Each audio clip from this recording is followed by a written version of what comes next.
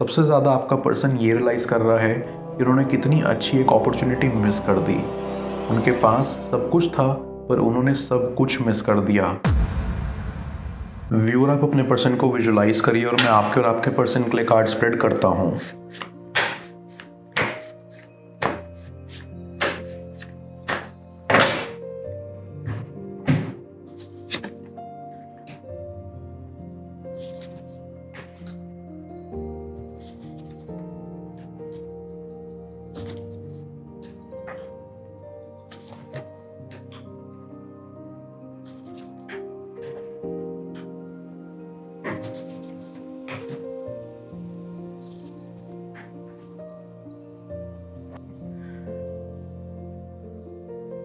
I get a very strong feeling कि आपके person के साथ आपका जो कनेक्शन था वो टूटने के बाद आप बिखर के गिर जाने की वजह से और भी ज़्यादा स्ट्रॉन्ग हुए और दोबारा से स्क्रैच से शुरुआत की और आज आप एक सक्सेसफुल डायरेक्शन में बढ़ रहे हो।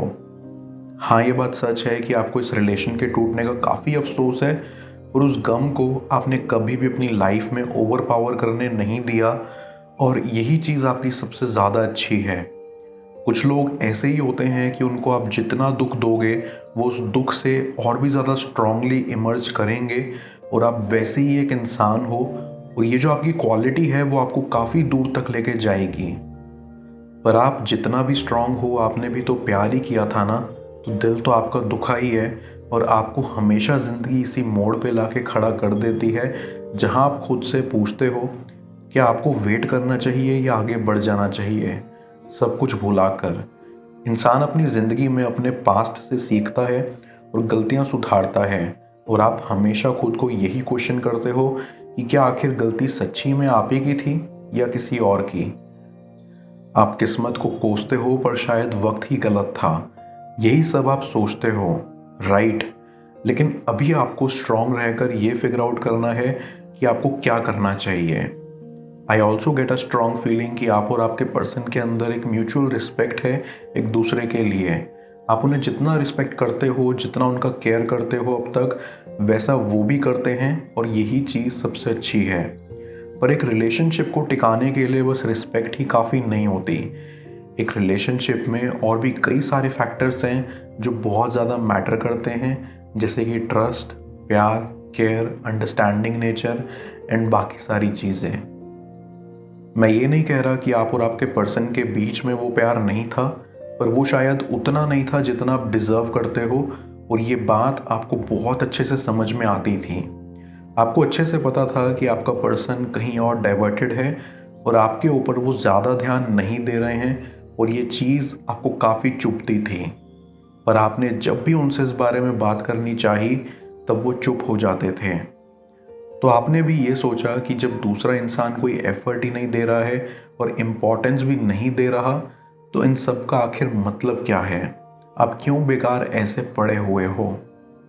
आपने उसी टाइम डिसाइड करा कि आप अपना अटेंशन और एफर्ट्स कहीं और डालोगे जहां आपको रिजल्ट्स मिलें और तभी आपने खुद के फ्यूचर, काम एंड करियर पे फोकस करा और इसीलिए आज आप सक्सेस की तरफ बढ़ रहे हो और जिस राह पे आप आगे बढ़ रहे हो वो आपको और भी सक्सेस देगा।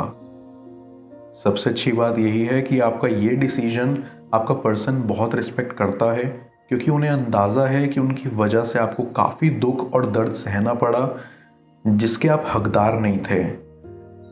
हालांकि आपका पर्सन खुश है कि आप ज़िंदगी में तरक्की कर रहे हो और आगे बढ़ रहे हो, पर उनको इस बात का डर लगा रहता है कि शायद आपने उन्हें भुला दिया है, शायद आप उन्हें कभी वापस नहीं लोगे और आपके मन में उनके लिए जो प्यार था वैसा प्यार दोबारा नहीं होगा।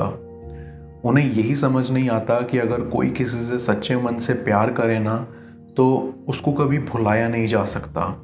उनको इस बात का एहसास है कि उनकी वजह से आपको लाइफ में काफ़ी कुछ खोना पड़ा।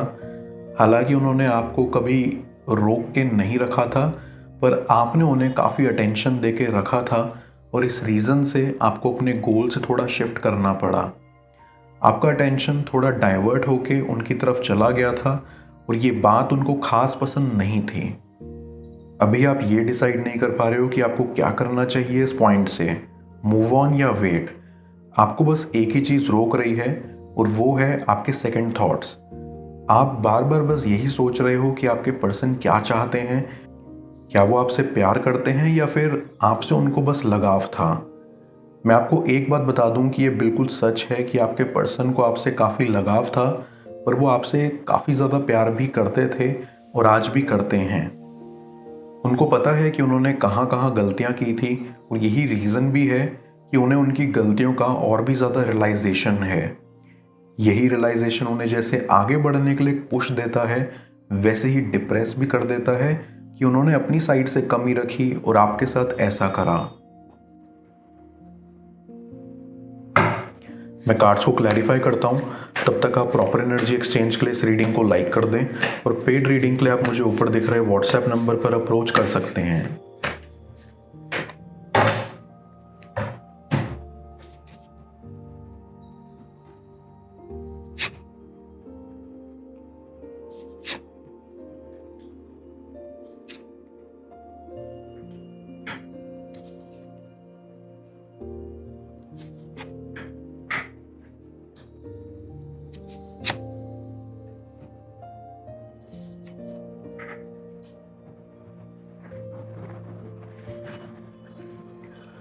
जैसे जैसे दिन बीतता है आपका पर्सन और भी ज़्यादा ये रियलाइज़ करता है कि उन्होंने आपको कितने बुरे तरीके से ट्रीट किया और उन्होंने आपके साथ जस्ट कितना बुरा किया।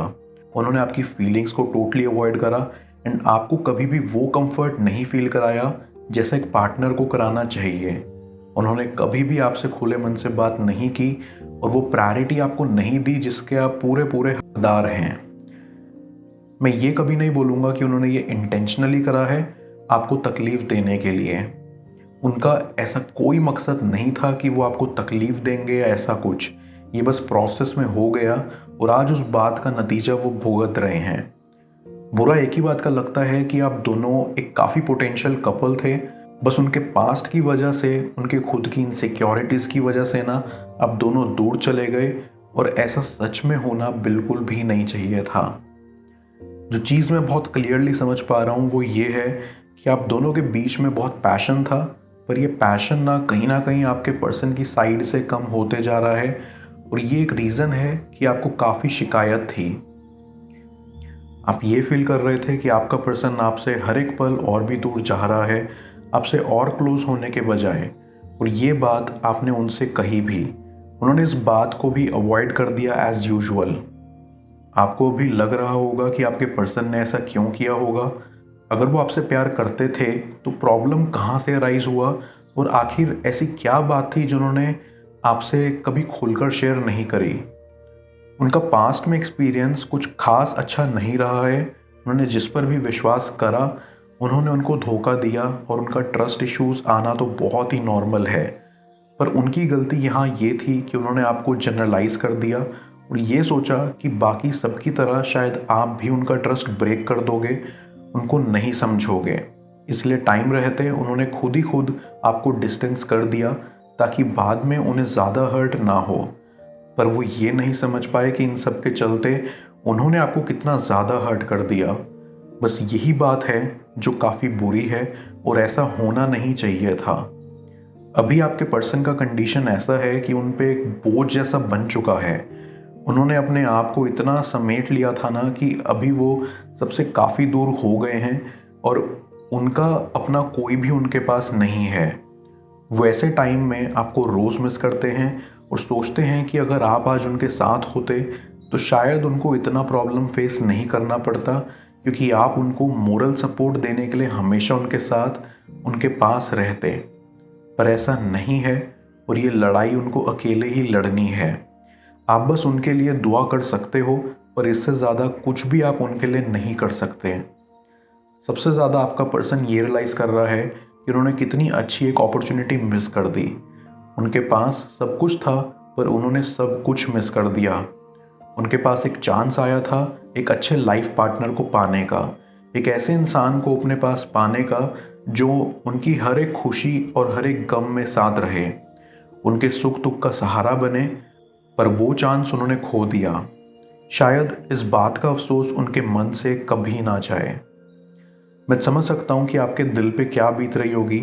आप शायद यही सोच रहे होंगे ना कि ऐसा आपके साथ ही क्यों हुआ और आपका पर्सन इतना हर्ट हो रहा है, अपने आप से लड़ाई कर रहा है, ऐसा क्यों? सबसे बड़ी जंग होती है जहां आपको अपने दिल से लड़ना पड़ता है और आपके पर्सन के साथ भी वही हो रहा है। पर सब ठीक हो जाएगा, आपको बस हौसला रखना है और अपनी लाइफ में और भी आगे जाना है एंड सही वक्त का इंतज़ार करना है। मैं यूनिवर्स हैज़ योर बैक की मदद से यूनिवर्स से आपके लिए एडवाइस पूछूंगा। देखते हैं यूनिवर्स आज आपको क्या एडवाइस करना चाह रहा है।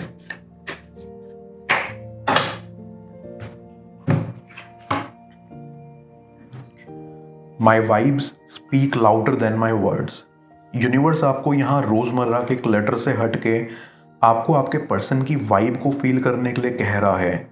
उनकी वाइब फील करने से आपको बिना कुछ कहे सुने उनके दिल की धड़कन का एहसास होगा, उनके प्यार का आभास होगा और आप समझ सकोगे उनके वर्ड्स और एक्शन के पीछे छुपे असली मतलब। वो अंदर से क्या हैं और बाहर से क्या दिखाते हैं, जाने स्क्रीन पर शो हो रही इस नेक्स्ट टैरो रीड में। पेड पर्सनल रीडिंग के लिए आप मुझे ऊपर दिख रहे व्हाट्सएप नंबर पर अप्रोच कर सकते हैं। मैं मिलता हूँ आपसे दोबारा अगली टैरो रीडिंग में। Till then, bless you.